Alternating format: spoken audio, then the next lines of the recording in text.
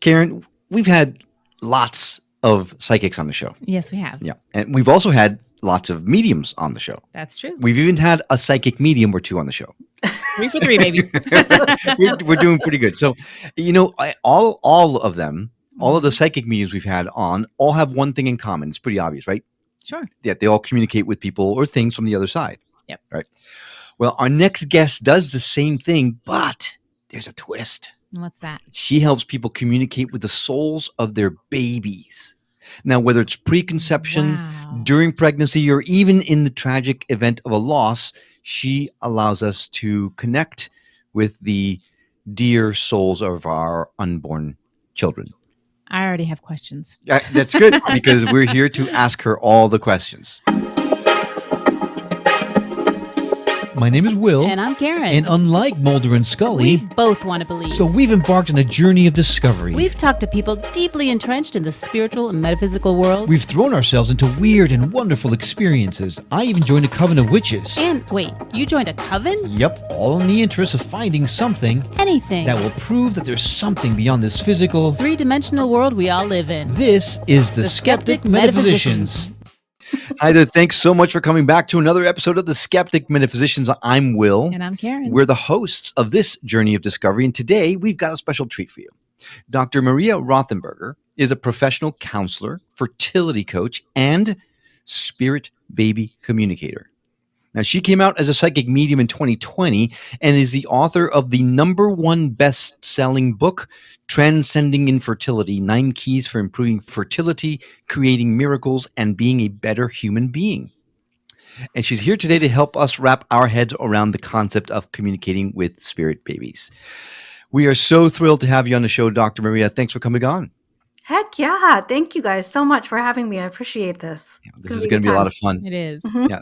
Karen, I just want to give you the opportunity because you said you already had so many questions. Well, my first question, and I'm like, what are you putting the cart before the horse? Or I don't even know. Like, I'm probably asking a question that you're going to address later, but I need to know now. Totally. So babies can't speak, right? No. When they're born, it takes a while. So how do you communicate with a baby spirit? Did you not see Boss Baby? Come on. I know. I know. That's the answer right there. Done. Yeah. Hello. Well, just like all psychic mediums, which you've probably, spoken a lot about with others, is it's telepathic communication and a clair. So we have clairvoyance, clairaudience, claircognizance, all that good stuff. So there don't have to be words, but also, just to throw another little twist in there, sometimes spirit babies show as full-grown adults. They'll show as a past life. They'll show as what they hope their future life will look like. So it all doesn't matter. It's a lot of telepathy, a lot of clairvoyance, a lot of claircognizance. Yeah, just like working with other spirits. Yep. There comes my question then. So then if they present themselves as full-grown adults sometimes, how can you call them spirit babies? How is that? How can you make that distinction? Very good question. Because these are souls. I know. Excellent question, Will. Well, of course. It's my question. Are you finished patting yourself on the back? Not yet. Give me a minute. Okay. You're so amazing. They're called spirit babies because they are in. This is interesting. There's a couple answers that I would give to this. They're in a different realm than I would say for other souls. They are sort of in a waiting, like a holding area of their side. Yeah. They're waiting to be born again, and at times they present as full-grown adults because it's usually, in my personal experience, now other spirit baby mediums might be different, but in my personal experience, it's because they are attaching to a past life. They're looking as they did in a past life. And that usually is significant for the person that I'm working with because they likely had the past life with this person that I'm working with. So that's how I call them spirit babies, is because they're still souls that are looking to be born again into this present life. So do you see them? Yes. Oh, wow. Yes. I'm clairvoyant. So I have other clairs too, but that's my strongest clairvoyance. So I see pictures, images, movies, symbols they'll show me. So yeah, I see things. And you can communicate with babies that are in like about to be born. So then if the mom's like, oh, what does the baby look like? And you're like, well, about 78, kind of balding, I mean, what can she expect? Really good question too. You have wonderful questions. What can she expect? I need to ask the baby first. How are you presenting? Are you presenting to me as a past life, a future life, not in this present life? Are you presenting to me as you would look as an adult in this present life? So I need to ask the baby. Usually, in my experience, 99% of the time, it's a past life. So what will usually happen, and this has happened too, that a baby will show up as an infant or a toddler, and then they literally, in my mind's eye, point to another soul, like an ancestor or somebody in the background, and they connect themselves to that soul. So they look both like their previous life, and over here, they look like the baby. So it's a conversation with the baby. I ask, I don't have any of the answers. I'm getting all the information from the baby. And so I ask if the intended parent is like, what should I expect? Will I be giving birth to an adult? No, obviously not. But if the intended parent is curious about that, I just ask the baby and we go from there. I want to back it up just a minute, because I mean, I've never heard of this before. Like, I've never heard of communicating with spirit babies. The fact that these babies are in a different holding area, for example, getting ready to be born, is a different thought process than anything we've ever dove into before. Mm-hmm. But let's take it back, because what intrigues me the most about it is what made you decide, or how did you make the connection to connect with spirit babies as opposed to just regular psychic medium stuff? Like, what happened in your life that something in the universe said, you know what, I'm going to connect you with all the unborn children in the world? Well, yes. Well, first I'm going to say it was not a fucking decision, okay? It was Fair not point. a decision. Fair point, yeah. I am not someone who was a kid seeing dead people or talking to spirits or anything like that. I was not that. I definitely was a highly sensitive person, which is another show maybe, but I was never into like seeing spirits or anything like that. So when this happened to me, I'll explain what happened first, and then I'll go from there. So, about 8 years ago now, 8 or 9 years ago, I was a therapist. Still, I'm a therapist, and I specialize in fertility issues. I was working with a person who had lost her twins in like late term pregnancy. And I was doing normal clinical grief work with her, and we're in the middle of a session. And I still remember it. I can see everything, the colors, how they showed up. I can see everything. Her twins showed up in my awareness. And now they're talking to me, and they always show up on my left side, talking, especially one of them. And I'm still attempting to communicate with their mother through her grief. They're all excited and happy. And then she's like broken. Mm-hmm. And so I'm like, kind of bewildered what's going on. I thought I was kind of going psychotic or something. I really didn't know, from a clinical perspective. I'm like, am I experiencing, is this psychosis? I don't know. This is okay. So I just continued my work with her as best I could.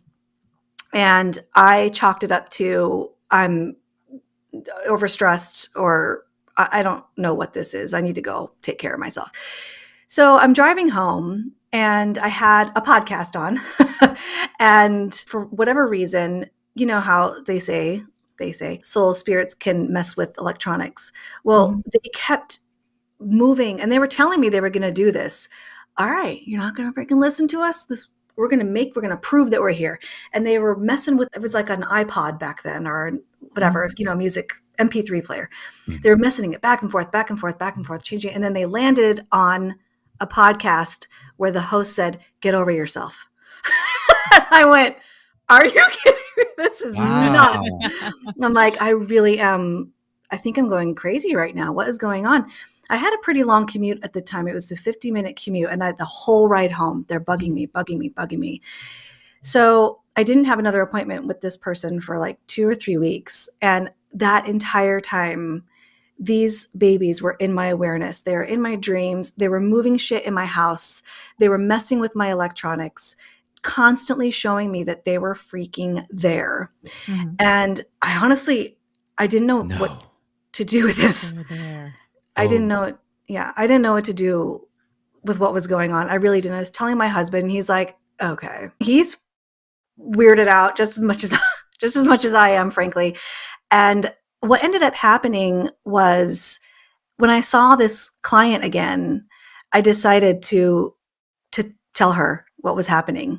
So this is not a typical clinical thing. So what I said to her was, hey, how open are you? Because these babies are still talking to me. You have to tell her, you have to tell her, you have to tell her. And she's like, I'm pretty open. Like, what are you talking about?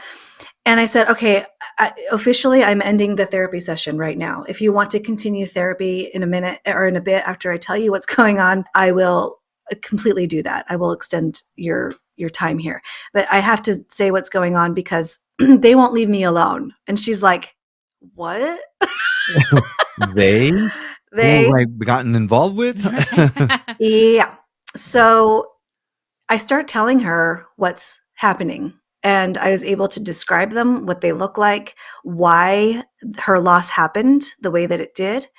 And, she's listening and she's, kind and things. And then I started saying, all right, look, they're telling me that they're ringing your doorbell in the middle of the night. Is that happening? She's like, oh, shit. Like, yeah, they're telling me that they knocked pictures off the wall. Did that happen? Oh, shit. Like, they're telling me about a memorial that you created for them in what was supposed to be a nursery. There's teddy bears on a wall on a shelf. She's like, oh my God. Okay, do you believe this is happening now? She's like, yeah. Wow. I have Yep. goosebumps all up and down my arms. That's amazing. That's really amazing. And I have to say, really hard to believe, right? From a pragmatic point Totally. of view. So Totally. like what made you move on? Like I would have said, okay, I think it's might be time to get the white coats on or something. Yeah, Like seriously. you persevered though. Well, in that particular instance, I was like, I've never experienced this before. I have no idea what this is. I don't know what's going on. And then we ended up continuing a couple of times. She invited her husband. We processed through that. And then they were good. They were like, okay. They felt, in my opinion, I don't know that I could have done better work clinically. I don't know that I could have. But I have to be honest, it freaked me out. And so I did not do anything like that for years. I came out in 2020. That happened like 7 years prior. Oh, wow. So I didn't do anything with it. I was curious about it, right? This is why I wanted to connect with you guys, because I consider myself a healthy skeptic, right? I'm not buying everything that people are selling, but I'm also not shutting it out completely. I'm curious. I want to know what, evidence you have or whatever. Mm-hmm. So I began to research and I began to look at this and I began to talk to people whom I believe are actual mediums, really, really skillful. And I'm like, what? WTF? What happened? Why did that happen? And the one person that really resonated with me was like, look, she said, what have you been doing different in your life? Now, I had prior to that experienced, this is why I wrote my book, very, very traumatic fertility issue experience. It was like 6.5 years of hell. And in order to move through that, I began meditating. And she was like, that's it. She said, this meditation, that has opened up your connection to other planes. Now, okay, that makes sense to me. She's like, there's also a genetic component. I'm like, that doesn't make sense to me. So I went home, told my parents, who are actually divorced. They were divorced when I was like 3. I told them both separately. And they're like, oh yeah, it's in both of our families. That's the thing. Heads up, mom and dad. That would have been nice to know. Yeah. So those two things combined with this meditation practice, this stillness, this just connection to other realms, I believe is what created this skill, this ability to manifest. But I still didn't touch it. I did not feel competent. I did not feel like I wanted to go anywhere near this kind of work. And I just continued to research, and I actually did a few trainings. And in one training, I was training with Lisa Williams. She's a pretty famous psychic medium. And we were doing some group work there.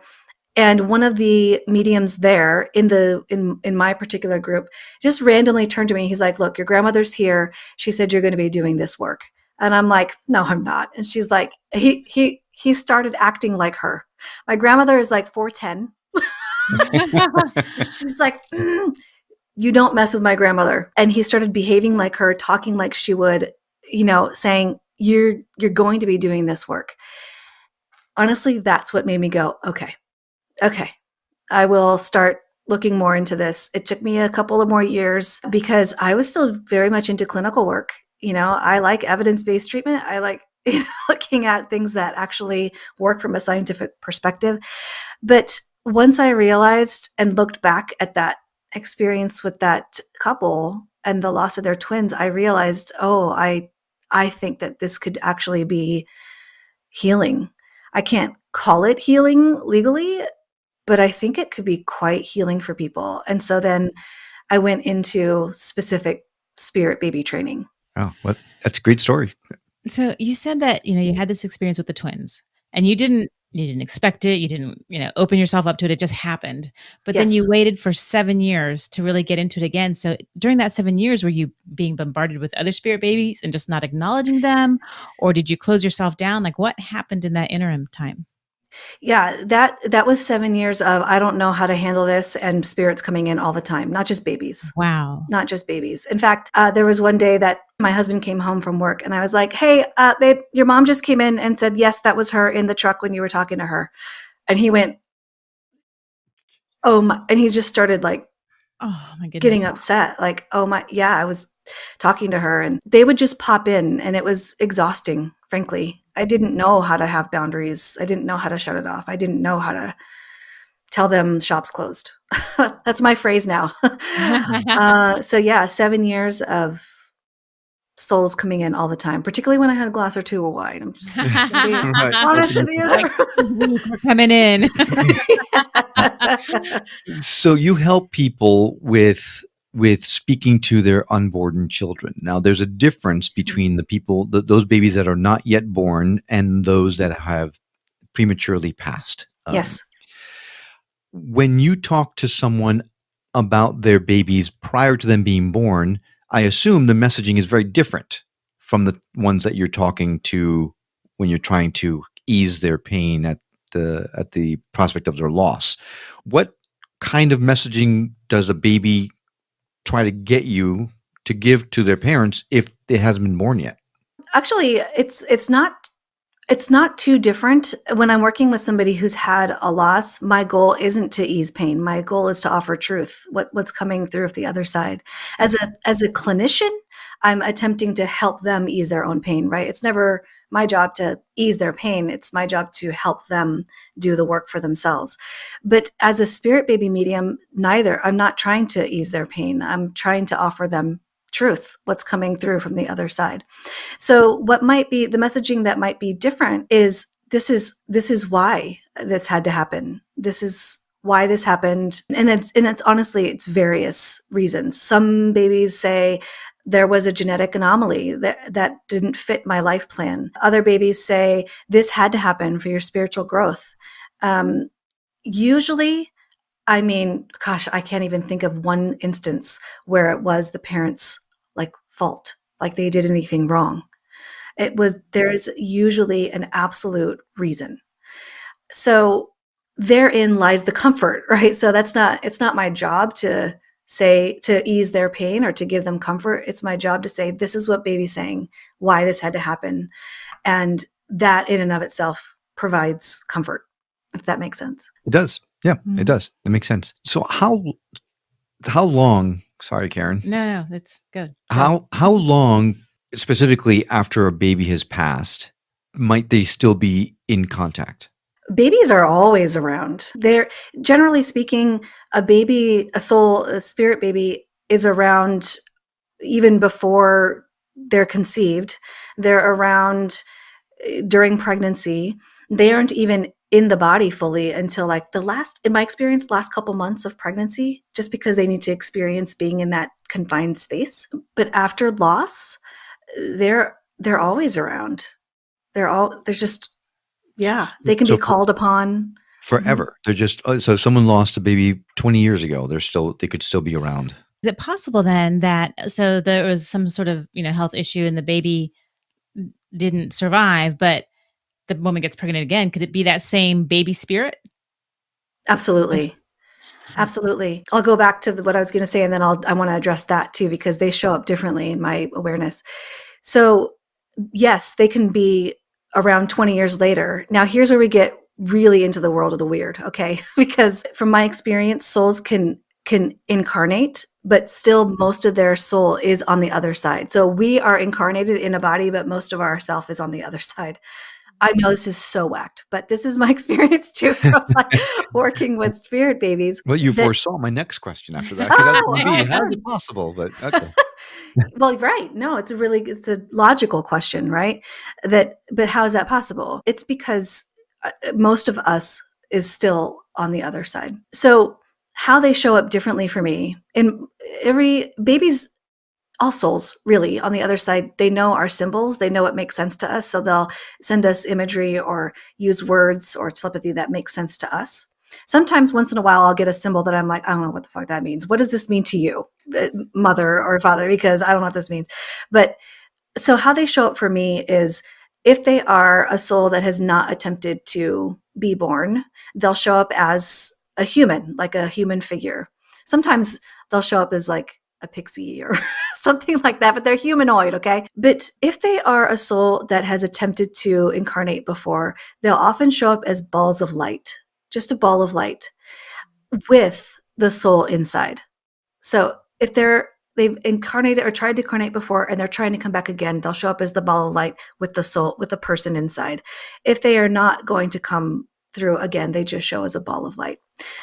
That's not perfect. Sometimes that's different. Sometimes I'll have a baby that does not have that ball of light around them, but they say, I've tried to be born before. So it's not 100%, but most of the time that's my instant symbol for that. It's touching all kinds of stuff with us here, but I interrupted you before, so I know you had another question, Karen. Well, I mean, how controversial can we get? Oh God, please ask anything. Yes. Okay, so then do you get a different kind of maybe emotional feel from a spirit baby where the pregnancy was terminated? No. Do they linger around? Do they go? Are they mad? No.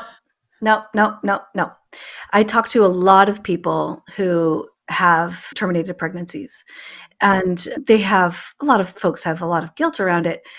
Babies, they just see perfection in us. They see perfection in all the choices that we make.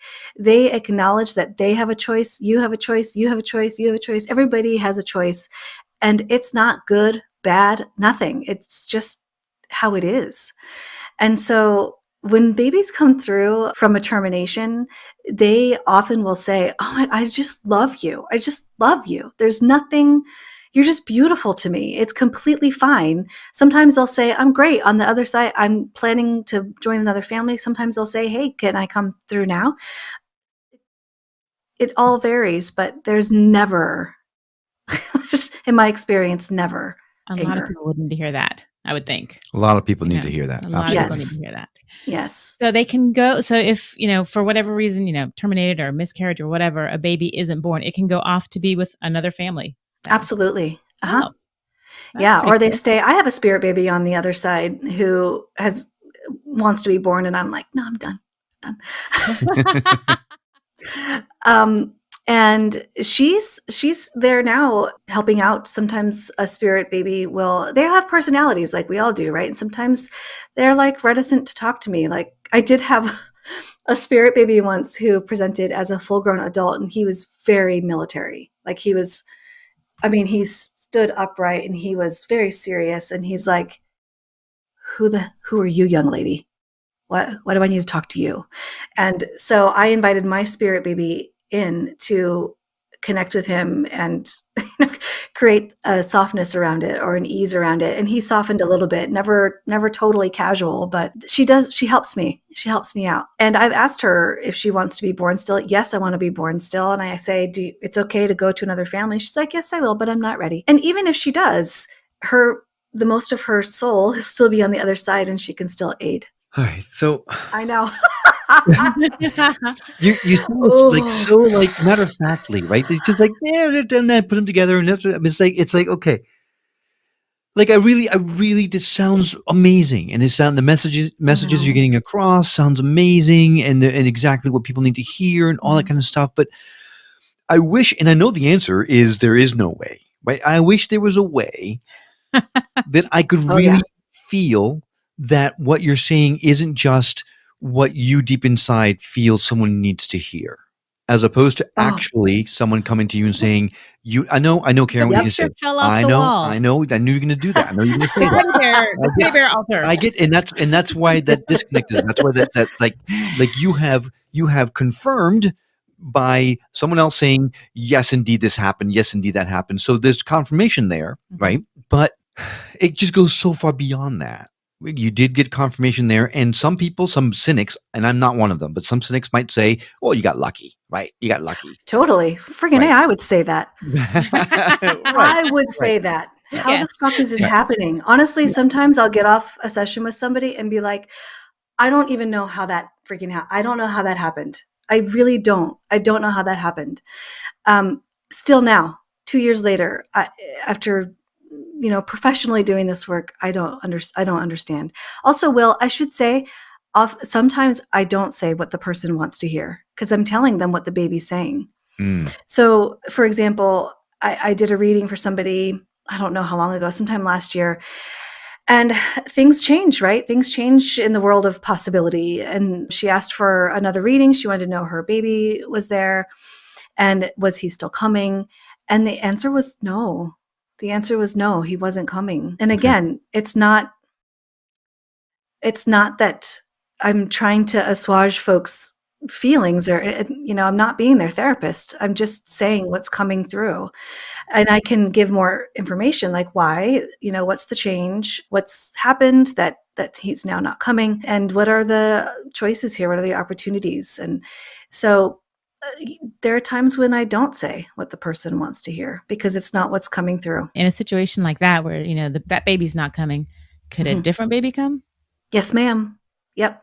In fact, in that reading, I said there is space for another, actually a female baby if you would like. But yeah, it depends on the person, right? Because fertility issues are exhausting. Yeah. They're just exhausting. And this is why I'm like, I'm done, man. I'm done. I have my two. My husband's like, oh, little girl. No. 2 boys. Good. I'm good. But it depends on the person, right? And so again, here's where we all have choice. We all have choice. There's babies all the time looking for families, but we get to say no and we get to say yes if we want. Right. So this country, sad to say, is the most litigious country in the world. Have you ever worried about liability? You say something to someone and they just come back to you with, you ruined my life and I'm going to see you in court. Has that ever crossed your mind? It hasn't, only because I'm very clear about what I'm doing. And, there are all those legal, things that you need to put on paperwork and shit like that, right? This is for entertainment purposes only, blah, blah, blah, blah, blah. Right. And I'm very clear. This is not a healing. So I have to say things like that in order to be clear, and that's the thing. I only want to offer clarity. There's nothing in there for me to gain other than to be helpful to somebody. And I have to be clear around entertainment purposes only. This is not a healing mechanism, blah, blah, blah, blah, blah. Also, some people will say, well, can you be my therapist? Nope. Sorry. That's a dual relationship. That's, right. So, but here are resources, right? Here's a resource for a therapist, So I'm really clear. About what I do and how it's different from actual healing, evidence-based things. And which is more personally satisfying for you? Spirit baby work has become that. Yeah. Short answer.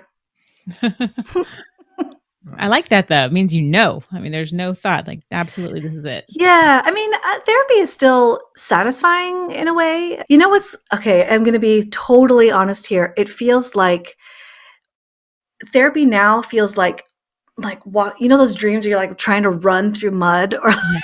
water? I hate those dreams. I know. And spirit baby work feels like flying. It feels like it's so much easier, and like it gets to the point, it gets to the heart of the matter, done, moving on, as opposed to years and years of like psychoanalysis. And I don't do that, but you know what I mean? It feels just efficient, and I'm a Taurus. I like efficiency and practicality. Now, you also have a podcast, and it's called Miracles Happen Fertility Podcast, where you talk about a lot of these things. And in preparation for our conversation, I did happen to listen to a few of them, and I went through your website and saw the titles to a lot of them. And you do a lot of things outside of just channeling spirit babies, right? You help with guided meditations. You help with, I see something about past life regression in hypnosis. You talk about out of body travel to connect with baby spirits and things like that. So there's just a lot behind this. It's not just, hey, I'm clairvoyant, I'm seeing your baby, he's saying or she's saying this, right? Right. What draws you the most? Because those are all very different modalities, right? Oh, they sure are. They sure are. And I think it's because I have my dad's side of the family are all engineers, right? They're all left brain, like 1 + 1 = 2. Mom's side of the family is quite artistic. And I think I have a nice melding of the two. So on my podcast, I talk a lot about that evidence-based psychotherapeutic stuff. Here are practical skills that you can use every day to feel better through this process. And I pull in other spiritual things.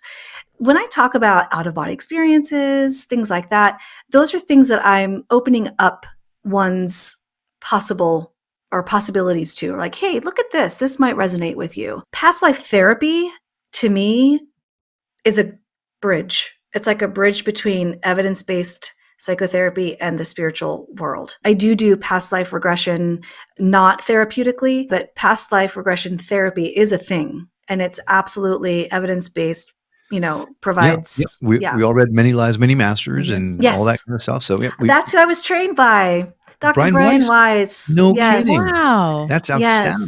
Yes. He's amazing. Yeah. So let's talk a little bit about that past life regression thing. When it comes to the spirit babies thing, how does past life regression connect with spirit babies? Gosh, there's so many. Okay, I'm gonna try to keep this short. Yeah, we still have a couple minutes.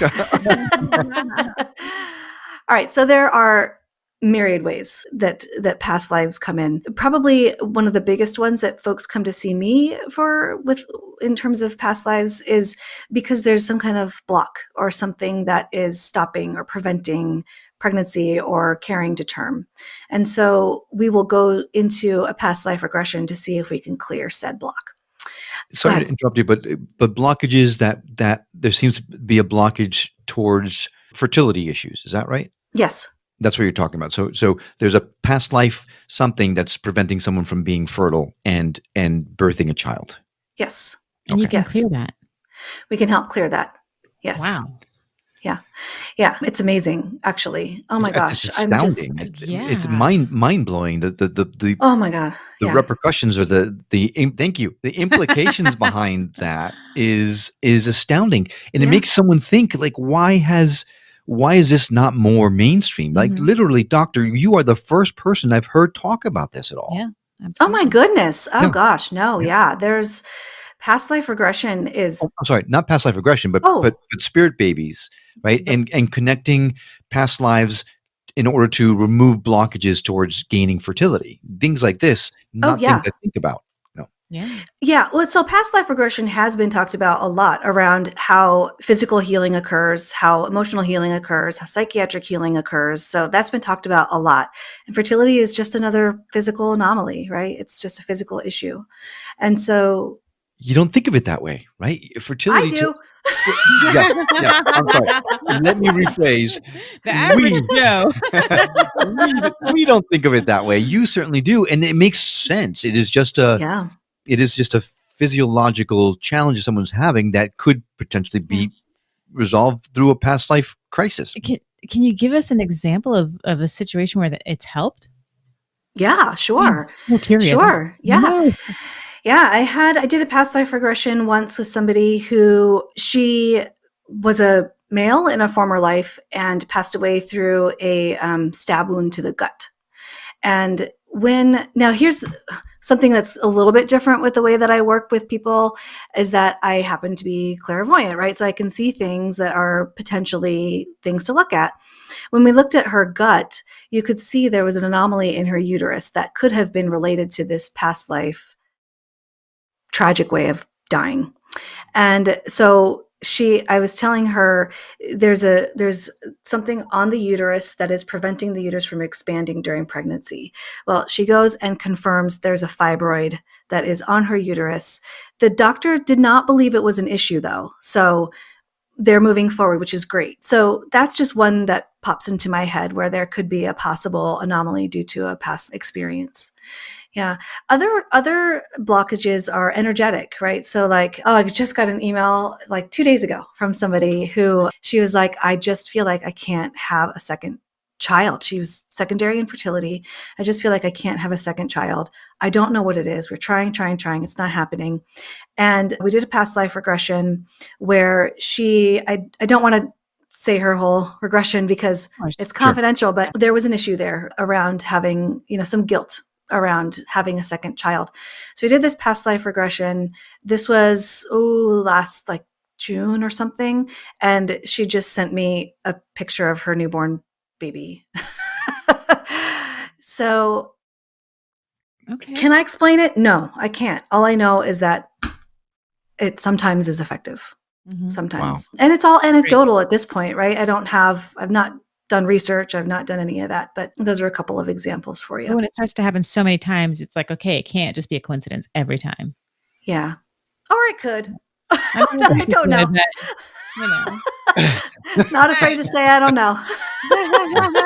I'm like, no, it was not a coincidence. Right. I'll say it. Okay, you think that after 2 years, I think you have enough evidence that you've lined up that at least in your own mind, it sounds certainly that you are convinced that this is a legit gift that you have. And I think that's wonderful. It's certainly not anything that I would ever think of doing, but what we learned during the show is that everyone has their own path and they're here to do their own specific mission. And it sounds like this is firmly on your lap as your life mission. And that is beautiful. It really is. Well, she can't disappoint her grandmother.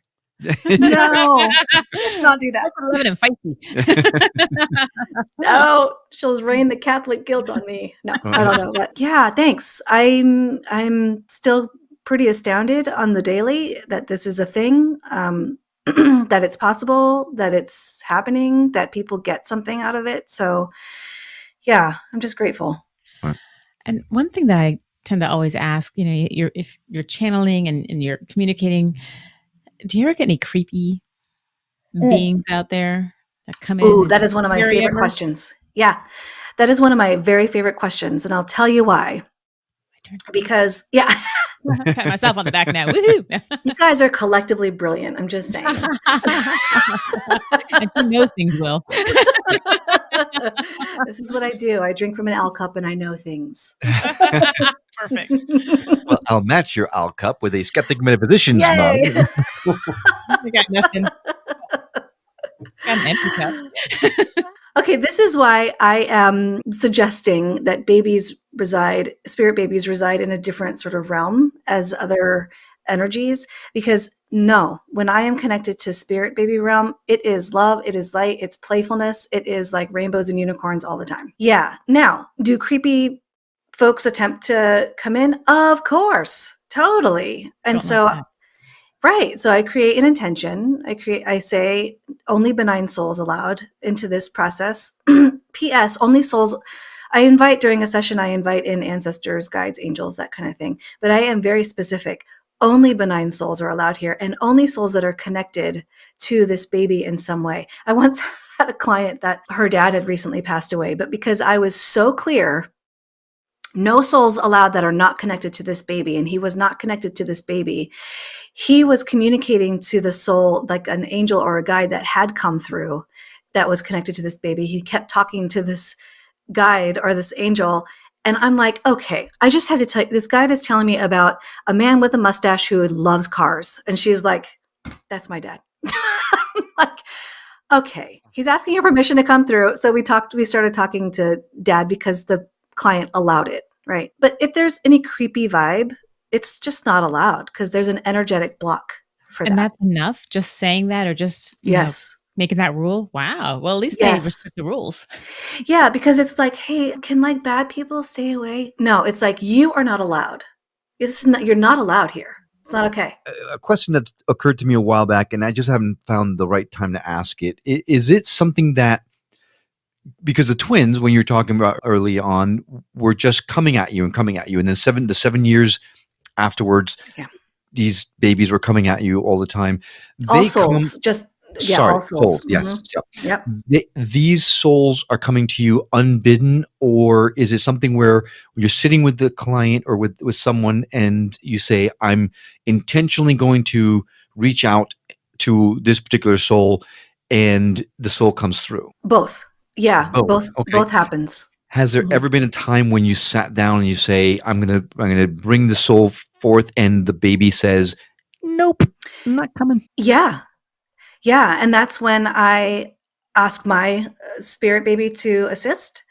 They can still say no.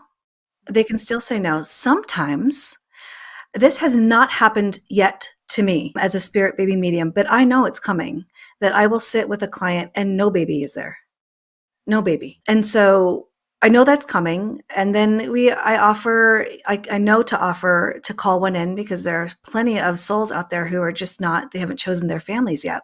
So we can there's a book by Walter McKitchen called Spirit Babies, classic now in the spirit baby realm, now classic. There are lots of chants in there, lots of things to utilize to call in a spirit baby. And so I'll ask the client, I am happy to issue you a refund. It is totally fine. I don't want to take more of your time if you don't want to do this work. And I'm also happy to attempt to help you call in a spirit baby, completely your choice. What would you like to do? So if that, and I know not if, when that happens, that will be what I do. Now, have you ever been in communication with someone, or you're talking to a family just in passing, and all of a sudden someone comes through and says, hey, I belong to this family and I want to get the message across? Someone that's not actively sought your help. Do you mean if I'm like at the grocery store and... I was just going to say at the grocery store. Looks like someone else is psychic too. In the past that used to happen a lot. And I am not like the Long Island medium. I do not walk up to somebody and be like, all right, let me just talk to you about this guy who's on the other side. And this is what he has to say. I just don't do that. I find, okay, so this might be my clinical mental health background. I do not enter somebody's space without their permission. I just don't. So if there's a really strong soul that is coming through to me at the grocery store, they've passed my energetic block, which doesn't happen much anymore, but let's say they do, I tell them to move on. I don't know that person. They have not given me permission to give them this information. You will find a way. And they do, usually. Well, this has been fascinating. It was so much more so than I ever had hoped. This is so glad. Yeah, no, absolutely. Is there anything that we haven't touched on that you want to make sure that our audience really gets from you?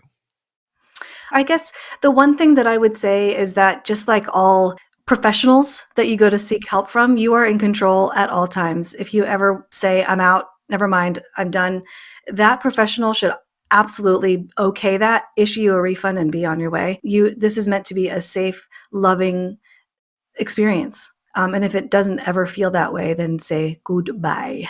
Say goodbye. Wow, that's great. Well, your podcast is Miracles Happen Fertility Podcast, and your book is Transcending Infertility, 9 Keys for Improving Fertility, Creating Miracles, and Being a Better Human. We're going to put direct links to all of that in our show notes. So if you are interested in listening to her show or reading her book, you can just go to skepticmetaphysician.com go to her episode page and click on the link. It's a one-stop shop for all things Dr. Maria. If someone wanted to reach out to you, Doc, what's the best way to do that?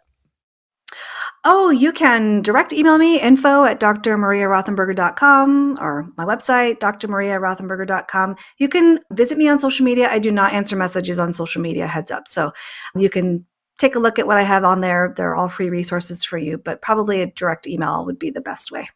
Okay. And we'll certainly add direct links to those as well so that you have a one-stop place to find, like I said, all things Dr. Maria. Doc, thanks so much for coming on and sharing your expertise with us. Sure So thing. interesting. Oh my gosh, and such a great conversation. Mm-hmm. Yeah, thanks so much, guys. I appreciate you. And thanks for coming along on this journey of discovery. We'd love to continue our conversation with you on our website or on Facebook and Instagram under @Skeptic Metaphysician or at skepticmetaphysician.com. And if you're listening to this on the radio and miss anything, not to worry. All of our shows, including this one, can be found there as well. I hope you've enjoyed this episode as much as we have. That's all for now. We'll see you on the next episode of The Skeptic Metaphysicians. Until then, take care.